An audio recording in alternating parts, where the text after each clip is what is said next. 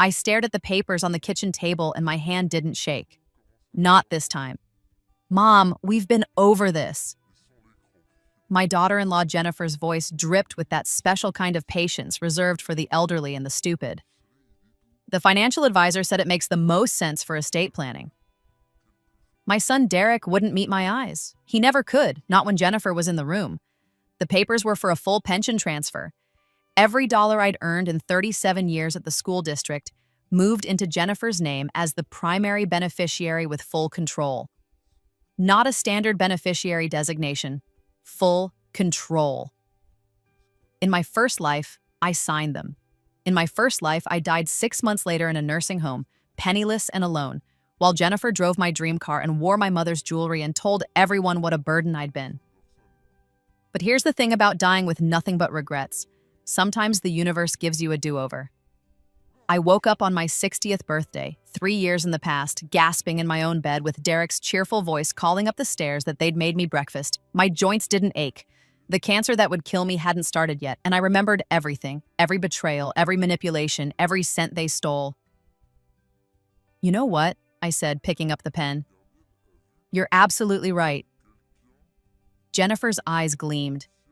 She'd been working on me for 6 months this time around, just like before. The expensive dinners where she'd pick up the check and sigh about how tight money was. The comments about how I was sitting on all that retirement money while they struggled. The financial advisor who was, I now knew, her college roommate's husband. I'm so glad you're being reasonable about this, Mom. Jennifer slid the papers closer. It really is the smart thing to do. I signed my name on every line, exactly where the little sticky arrows indicated. Derek finally looked at me and I saw the relief on his face. He actually believed this was for my benefit. My son, who I'd raised alone after his father died, who I'd put through college on a teacher's salary, thought I was too senile to see what his wife was doing. There, I set down the pen. All done. Perfect. Jennifer gathered the papers like she was afraid I'd change my mind. I'll get these filed right away. You won't have to worry about a thing. She was right about that, at least. What Jennifer didn't know, what she couldn't know, was that I'd spent the last 3 months becoming an expert in pension law, not the basic stuff, the deep, technical, criminal stuff. See, my pension wasn't just any pension. It was a public employee pension from the state, with very specific rules about transfers. And those rules were federal, not state. The kind of federal rules that come with federal penalties. You can't just transfer a public pension to another person's name while you're still alive. You can designate beneficiaries for after you die. You can, in very specific circumstances, arrange for spousal continuation. But what Jennifer was having me sign, full transfer of ownership with her as the primary account holder, that was fraud. And because it was a government pension, touching government money, processed through federal systems, that made it wire fraud, bank fraud. And when she started taking distributions from it, which she would, it would be theft of government funds. I'd found the precedent cases online. A woman in Ohio, 5 years of federal prison. A man in Texas, 7 years plus full restitution plus fines that bankrupted 3 generations of his family. The IRS doesn't play. Mom, are you okay? Derek asked. You look happy. I'm just relieved, honey. Jennifer's right. I don't want to worry about money anymore. That much was true. I'd stopped worrying the moment I'd walked into a real financial advisor's office, not Jennifer's friend, but the top-rated fiduciary in the city, and set up an irrevocable trust. Every penny I had, everything that wasn't the pension, locked away where no one could touch it. The trust would pay me a monthly stipend, cover my housing, and ensure I'd never end up in a bargain nursing home again. Then I'd called the school district's HR department and filed a formal notification that I suspected someone was attempting to defraud my pension. I'd sent copies to the State Pension Board, the Federal Oversight Office, and, for good measure, the FBI's Financial Crimes Division. I'd attached the documents Jennifer's financial advisor had sent me, complete with their official-looking letterhead and forged state seal. And then I'd waited for Jennifer to make her move. I should get going, Jennifer said, clutching the papers to her chest. These need to be notarized and filed today. Of course, I said. Don't let me keep you. I watched her practically skip to her car. Derek lingered, shifting his weight. Mom, I know this seems weird, but Jennifer really has been researching this. She wants to make sure you're taken care of. The sad thing was, he believed it. My son had married a beautiful woman with ambitions that far exceeded her conscience, and he'd convinced himself that her greed was love. I know, sweetheart. Go on, you'll be late for work. After they left, I made myself a cup of tea and sat on my back porch. The garden was already better than it had been in my first life. I'd had time to plant bulbs this fall to actually care about something blooming in spring. The call came 4 days later. Mrs. Patterson, a crisp professional voice. This is Agent Michelle Torres with the FBI. I need to speak with you about your pension account. Of course, I said, as if I hadn't been expecting exactly this. Is there a problem? We'd prefer to discuss this in person. Are you available this afternoon? They came in a black sedan, Agent Torres and her partner, Agent Kim. They sat in my living room and explained, very carefully, that there had been an attempt to fraudulently transfer my pension account. We've arrested Jennifer Patterson and James Holbrook, the man posing as a financial advisor, this morning. Mrs. Patterson, did you sign transfer documents? Yes, I said, and let my voice quaver just a little. Jennifer said it was for estate planning. She said I was being a burden, worrying about money when she could handle everything for me. I thought I was helping. Agent Torres' expression softened. Mrs. Patterson, you're the victim here. What they attempted was wire fraud, bank fraud, and attempted theft of federal funds. The documents they had you sign were completely fraudulent. You can't legally transfer a public pension to a non-spouse while you're living. I don't understand, Jennifer said. Jennifer lied. Agent Kim pulled out a folder. We've been investigating Mr. Holbrook for 18 months. He's run this scam on 7 other retirees. Jennifer Patterson was his inside source. She'd identify vulnerable targets, usually family members, gain their trust, and facilitate the fraud. They'd split the money. 7 other people. In my first life, I'd been number 8. The transfer paperwork she had you sign would have given her full access to your pension account. She planned to begin taking distributions immediately, hiding it through a series of shell companies. You would have discovered the theft only after your account was drained. My hands were shaking for real now, but not from fear, from rage at what they'd done before, what they'd tried to do again. What happens now? They're both facing federal charges.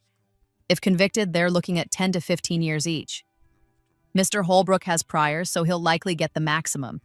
And because this involves federal retirement funds, the U.S. attorney is pushing for full prosecution, no plea deals. Agent Torres leaned forward. Mrs. Patterson, I need to ask, did your son Derek know about this? And there it was. The question I'd been dreading and anticipating in equal measure. In my first life, I died believing Derek was complicit, that he'd helped Jennifer or at least known what she was doing. But in these 3 years, watching him more carefully, I'd seen the truth. My son wasn't malicious, he was weak, he was willfully blind. He let his wife make every financial decision and never ask questions because it was easier than confronting her. No, I said. Derek trusted his wife. He had no idea. It was the truth, and it was mercy he didn't deserve. But he was still my son. The agents left after 2 hours of questions. They needed me to testify before a grand jury. They needed my full cooperation. They promised me protection if I felt threatened. I promised them everything. Derek called that night, hysterical. Mom, what did you do? Jennifer's in jail. The FBI came to my office. They're saying she tried to steal from you. I didn't do anything, Derek. I reported suspicious activity to my pension board like they tell you to do. The FBI did the rest. But you signed the papers. You agreed. I signed papers I was told were for estate planning. Was that a lie, Derek? Silence. Did you know what she was doing? I asked quietly. No, I swear, Mom, I didn't know. She said we were helping you organize your finances. Did you ever read what I was signing? Jennifer handled all that stuff. I trusted her. That, I said, was your first mistake. The next few weeks were a blur of legal proceedings. I had to give a deposition. I had to sit in a room with a U.S. attorney who walked me through every document, every conversation, every manipulation. Mrs. Patterson, I want you to understand. This case is airtight.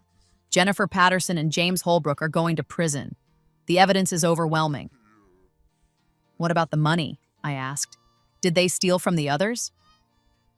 The attorney's face darkened. 3 of the 7 victims died before discovering the theft. The other 4 lost their entire pensions. We're talking hundreds of thousands of dollars. Most of it's gone, spent, or hidden offshore. We'll recover what we can, but she didn't have to finish. Those people's lives were ruined. I could have been number 8. There's something else, the attorney said. The tax implications of what they did. This was the part I'd been waiting for. When Jennifer began processing the fraudulent transfer, it triggered automatic tax reporting to the IRS. Because she was attempting to take ownership of a pre-tax retirement account, the IRS flagged it as a full distribution, meaning the entire pension value would have been taxable to her in a single year. How much would that be? Your pension is worth approximately $1.2 million. At her income level, with that added to her household income, she'd be looking at a tax bill of roughly $450,000, plus penalties for early withdrawal, plus penalties for fraudulent reporting. I felt my smile spread slowly. But the money never actually transferred. Correct, but she filed the paperwork. She claimed the account. As far as the IRS is concerned, she took possession of those funds, constructive receipt, they call it, and then she failed to report it as income. That's tax evasion. So, on top of the federal fraud charges, she's facing criminal tax charges. The IRS is pursuing their own case. Even if she somehow beat the fraud charges, which she won't, the tax case alone could put her away for 5 years and bankrupt her for life. I should have felt guilty. I should have felt some shred of sympathy for the woman who'd married my son. I felt nothing but satisfaction. The trial took 8 months to start. Jennifer's lawyer tried everything, claimed she was manipulated by Holbrook, claimed I was a vindictive mother-in-law, claimed the whole thing was a misunderstanding. The U.S. attorney destroyed her. They had emails, texts between Jennifer and Holbrook discussing the Patterson job and how they'd split my pension 60-40. They had bank records showing Jennifer had already set up accounts in the Caymans, ready to receive the money. They had testimony from 2 of the other victims, elderly women who wept on the stand describing how they'd lost everything. I testified on day 4. Jennifer's lawyer tried to make me seem senile, confused, a vindictive old woman punishing her daughter-in-law for imagined slights. Mrs. Patterson, isn't it true you never liked Jennifer? I loved Jennifer, I said honestly. I thought she was smart, ambitious, beautiful. I thought she was perfect for my son. But you changed your mind? I changed my mind when I realized she was trying to steal my pension and leave me destitute. The jury deliberated for 3 hours. Guilty on all counts. The sentencing hearing was 2 months later. I sat in the gallery next to Derek, who hadn't spoken to me in weeks. He'd stood by Jennifer through everything, mortgaged the house to pay for her lawyer, wiped out their savings. He was about to lose a lot more. The judge was a woman in her 60s, gray-haired and granite-faced. Ms. Patterson, I've reviewed your case extensively. The fraud you committed wasn't a moment of poor judgment. It was a calculated, sustained effort to rob vulnerable people of their life savings. You targeted the elderly, people who trusted you, people who should have been able to trust you. Jennifer stood stone-faced. For the federal fraud charges, I'm sentencing you to 12 years in federal prison. For the tax evasion charges, an additional 5 years to run consecutively. You will also pay full restitution to all victims, plus fines, totaling $300,000. Derek made a sound like he'd been punched. Additionally, upon your release, you will be on supervised probation for 10 years and banned from any position handling others' finances. 17 years. Jennifer would be 53 when she got out, and I would be 77, still collecting my pension, still living in my house, still very much not destitute. Holbrook got 20 years. His priors made him a career criminal in the eyes of the law. After the sentencing, Derek finally turned to me. Are you happy now? No, I said honestly. I'm not happy. I'm relieved. There's a difference. She's my wife, Mom, the mother of my children. She's a thief who would have left me homeless and dying in a state facility, who did leave 3 other people to die without their pensions, who stole millions from innocent people. You could have stopped it without sending her to prison. How, Derek? By letting her get away with it? By teaching your children that stealing from grandma is acceptable as long as you're family? He stood up. I can't do this. Derek. He paused. You have a choice to make. You can keep blaming me for Jennifer's actions, or you can start asking yourself how you married someone capable of this, how you never once questioned what she was doing, how you made it so easy for her. That's not fair. Neither is dying alone in a nursing home while your daughter-in-law drives your car. I don't know if he understood. He left without another word. The aftermath was quieter than I expected. Derek filed for divorce 6 months later. He couldn't afford the house anymore, couldn't afford Jennifer's appeals, couldn't afford the whispers at his job about his criminal wife. He moved into an apartment across town. We had lunch once a month. Awkward, stilted lunches where he asked about my garden and I asked about his job, and neither of us mentioned Jennifer or the trial or the 17 years stretching ahead. But he was trying, and so was I. My grandchildren, Jennifer's kids, were being raised by her mother now. I saw them sometimes, birthdays and holidays. They were confused, angry at me for putting Mommy in jail. Maybe one day they'd understand. Maybe not. I made peace with that too. The other victims, the 4 who'd survived, received some restitution from the liquidation of Holbrook and Jennifer's assets. Not enough, never enough, but something. I visited Mrs. Chen, one of the women who'd testified. She was 92, living with her daughter, her entire pension gone. I couldn't give her back her money, but I could sit with her, listen to her, remind her that she wasn't stupid or foolish, that she'd been targeted by professionals. You stop them, she said, gripping my hand with fingers bent by arthritis. My daughter said you're the one who reported it first. You saved other people. I hadn't thought about it that way. I'd been so focused on my own revenge, my own survival, that I hadn't considered how many others Jennifer and Holbrook might have targeted next. I'm just glad they're stopped, I said. 3 years after the trial, I was in my garden when the mail came, a letter from the IRS. My heart jumped. Irrational fear that somehow I'd made a mistake, triggered an audit, done something wrong, but it was a notification letter. Jennifer had attempted to contest the tax judgment from prison, claiming she never actually received the money and therefore shouldn't owe taxes on it. The IRS disagreed. Constructive receipt doctrine was clear. She'd taken legal possession of the account, even if the funds hadn't physically moved. The tax bill stood, $450,000 plus another $200,000 in penalties and interest. She had no way to pay it. Her assets were seized long ago. Her parents refused to help. They'd disowned her after the conviction. The IRS would garnish her prison wages. 23 cents an hour turned over to pay a debt she'd never clear in her lifetime. Even after 17 years in prison, she'd emerged to financial ruin. Liens on anything she'd ever earn.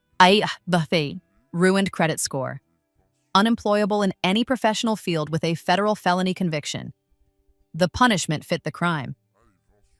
I set the letter down and looked at my garden. The roses were blooming, deep red and vibrant yellow. I'd planted a Japanese maple last spring, and it was thriving. The koi pond Derek had helped me install, one of our few good days, reflected the afternoon sun. This was my revenge. Not just Jennifer's imprisonment, not just the tax penalties. It was this, still being here, still living in my home, tending my garden, watching my money grow in accounts she'd never touch. Reading books on my porch, having lunch with old colleagues, planning a trip to Scotland I'd always dreamed of. In my first life, I died with nothing. In this life, I lived with everything. My pension deposits arrived like clockwork twice a month. I'd set up automatic distributions, some to my trust, some to charity, some to a special account I'd earmarked for my grandchildren's college funds. Not from their father, from me. So they'd know eventually that I never stopped loving them, even when their mother tried to destroy me. One afternoon, 5 years after the trial, Derek showed up at my door, unannounced. "Can we talk?" he asked. We sat on the porch, the same porch where I'd celebrated Jennifer's arrest with tea and vindication. "I've been going to therapy," he said, "trying to understand how I let it happen, how I didn't see it." "And?" "The therapist says I was conditioned. The Jennifer love-bombed me early on, made me dependent on her approval, isolated me from my own judgment." He looked at his hands. "She says I'm not responsible for Jennifer's crimes, but I am responsible for my blindness." "That sounds right." "I'm sorry, Mom, for not protecting you, for not seeing what she was doing, for blaming you when you were the one who stopped her."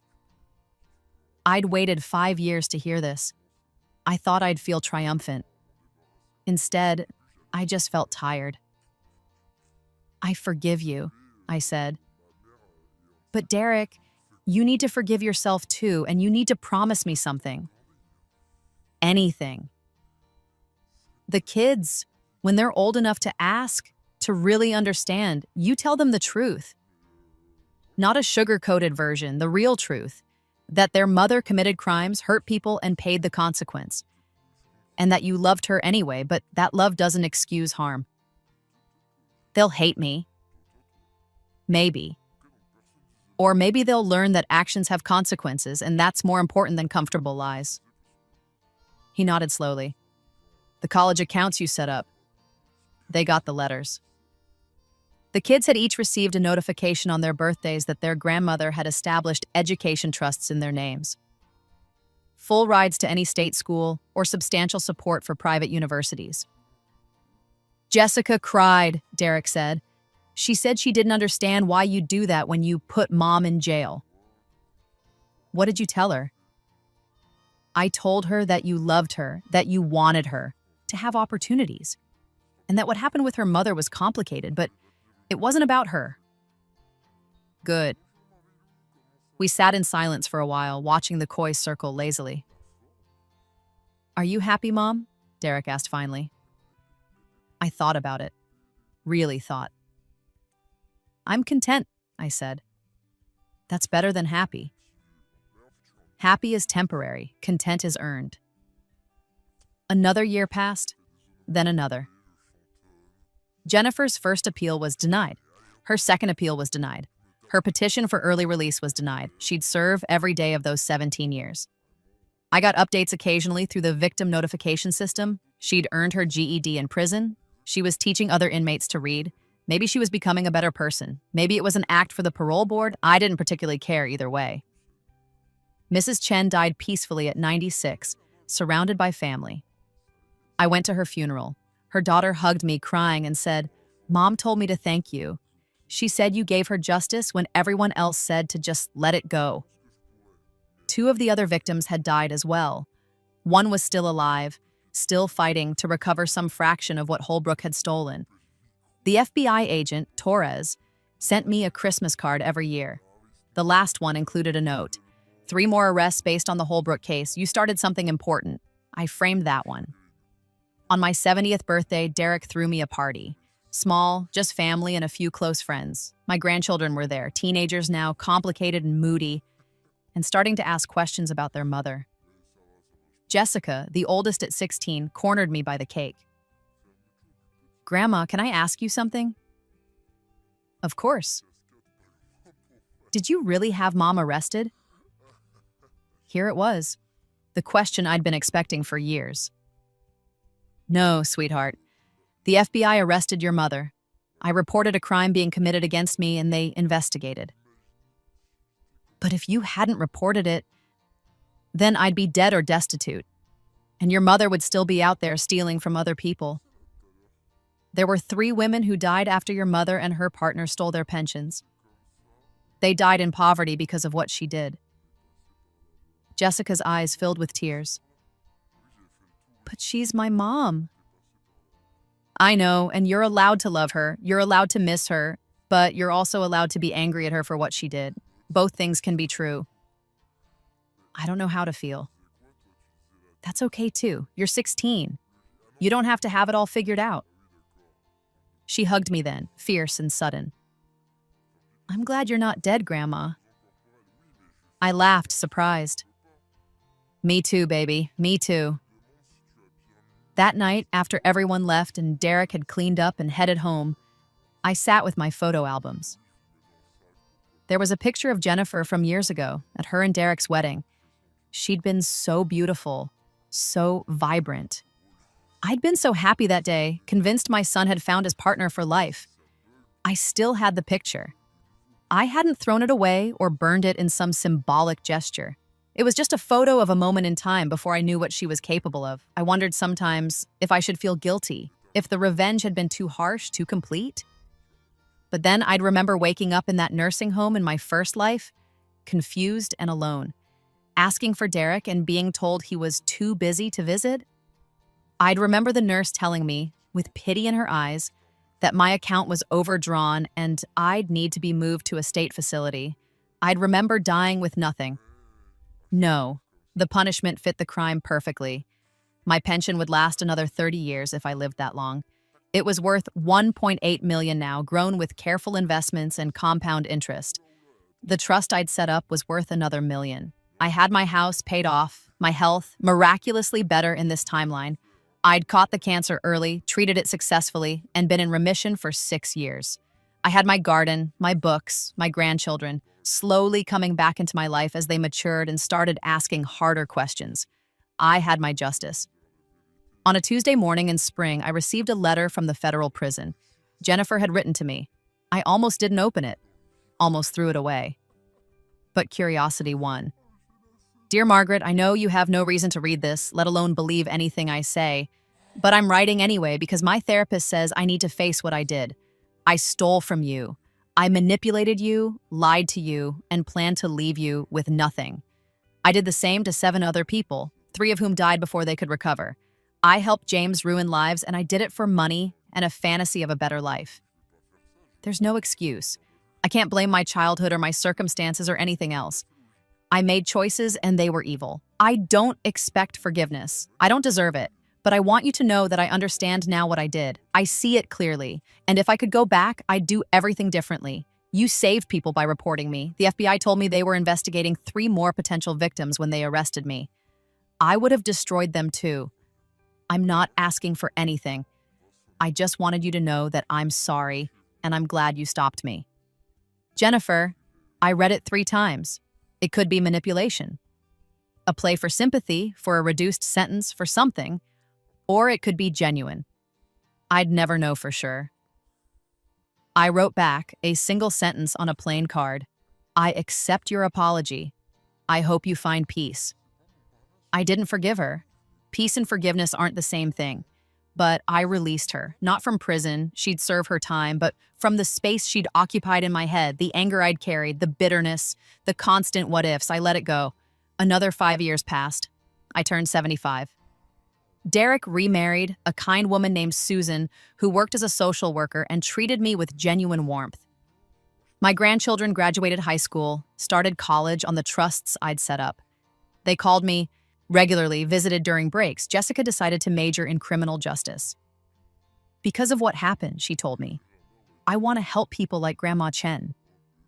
People who get taken advantage of. I cried when she told me. Happy tears for once. The FBI sent me a final update. The investigation stemming from Holbrook and Jennifer's case had led to a larger fraud ring. 17 total arrests, over $30 million recovered for victims. My one phone call to the pension board had started it all. On a cold morning in November, I received another notification. Jennifer had been denied parole. She'd serve her full sentence every single day, 12 more years. I felt nothing, not satisfaction, not pity, just nothing. She was a chapter of my life that had closed. I spent my 77th birthday in Scotland, the trip I'd always dreamed of. The Highlands were breathtaking, endless green and ancient stone. I stood on a cliff overlooking the sea and thought about my 2 lives. In the first, I'd been a victim, manipulated, stolen from, discarded. In the second, I'd been a survivor. I'd used my knowledge, my second chance, to protect myself and others. But more than that, I'd lived, really lived. I'd seen my grandchildren grow up. I'd tended a garden that brought me joy. I'd traveled, read, learned, grown. I'd made my own justice, and then I'd made my own peace. The pension deposits kept coming, regular as clockwork. The trust kept growing. The college funds supported my grandchildren's dreams, and I kept living. Every day, a middle finger to the fate I'd escaped. Some people would say I was vindictive, that I should have been more forgiving, more understanding. Those people had never watched their life savings disappear, had never died alone and forgotten. I made no apologies. Jennifer served every day of her 17 years. She was released on a Tuesday morning, a week after her 54th birthday. I know because Derek told me, awkward and uncertain, like he expected me to have an opinion. I didn't. She moved to another state, took a job in a warehouse. Her parole restrictions meant she couldn't work in finance, couldn't own property, couldn't even open a bank account without supervision. The IRS garnishment followed her. 23% of every paycheck for the rest of her life going toward a debt she'd never repay. She'd die owing the government hundreds of thousands of dollars. That wasn't my revenge anymore. That was just mathematics. Consequences playing out according to the laws she'd broken. I'm 82 now. My pension is still paying out. My health is good. Better than it was in my first life at 63. I'm planning a trip to Japan next spring to see the cherry blossoms. Derek visits every Sunday. We have dinner, talk about the grandkids, watch old movies. He's never asked me if I regret what I did. I think he knows the answer.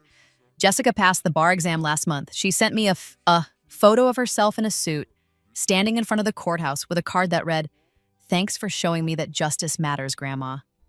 That card sits on my mantle, next to the FBI's Christmas card, next to a photo of my garden in full bloom. These are my trophies. Not Jennifer's imprisonment, not the tax penalties, not the ruin I'd orchestrated. These. Proof that I'd survived, thrived, lived beyond the revenge into something better. Sometimes late at night, I think about my first life. The nursing home. The loneliness. The moment I realized Derek wasn't coming, that Jennifer had won. And then I wake up in my own bed, in my own house, with the morning sun streaming through windows I'd paid for, with money she never touched. That's the real revenge. Not that she lost everything, but that I kept everything she tried to take. The universe gave me a second chance, and I didn't waste it on just surviving. I lived, and I'm still living. The pension deposited again this morning, right on schedule. In a few hours, I'm meeting Jessica for lunch. She wants my advice on a case she's working. An elderly man who was scammed by a fake investment advisor. I'll tell her what I know. I'll help her fight for him. Because that's what you do when you've been given the gift of time. You use it to protect others from the fate you escaped. Jennifer's story ended in a prison cell and a lifetime of debt. Mine is still being written, and every day I wake up to write another page is a victory she can never take from me.